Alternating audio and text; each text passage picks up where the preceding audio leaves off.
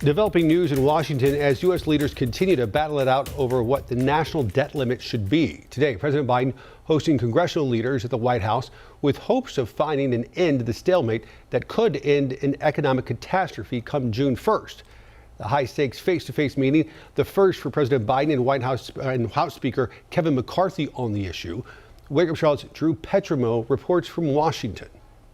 Ben, the White House says the purpose of this meeting is not to negotiate, as the president insists Congress raise the debt ceiling without the spending cuts Republicans are demanding. But with no end to the stalemate in sight, worries continue to grow over the impact on the economy. Top leaders from both parties head to the White House today with a crisis over the debt ceiling causing fears of an economic catastrophe. Treasury Secretary Janet Yellen warns that as soon as June 1st, the government could run out of money to pay federal workers, fund the military, and pay for key programs like Medicaid and Medicare. If Congress doesn't raise the debt ceiling, the president will have to make some decisions about what to do with the resources that we do have. And there are a variety of different options, but there are no good options.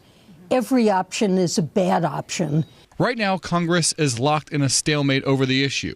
Republicans in the House passed a plan that would lift the debt ceiling, but only in exchange for steep spending cuts. Over the weekend, 43 Republican senators signed on an open letter saying they too will not vote to raise the government's borrowing limit without cuts. We're trying to hold the debt hostage to us to agree to some draconian cuts, magnificently difficult and damaging cuts. The president and congressional Democrats insist Republicans pay the government's bills now and negotiate spending during budget talks later. Democrats are putting the country in jeopardy.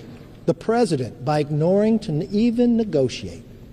The majority of Americans overwhelmingly want us to sit down and negotiate. As the leaders head to the White House, experts say the economy is on shaky grounds. A possible default on the debt, along with rising interest rates and ongoing turmoil among banks, are fueling fears of a recession. As Republicans try to pressure President Biden to negotiate, the president is aiming to exert some pressure of his own. On Wednesday, he'll travel to a New York congressional district that Republicans narrowly won last year as part of an effort to highlight what the White House says are the true priorities of Republicans in vulnerable districts. Reporting from Washington, I'm Drew Petrimo. Wake Up Charlotte.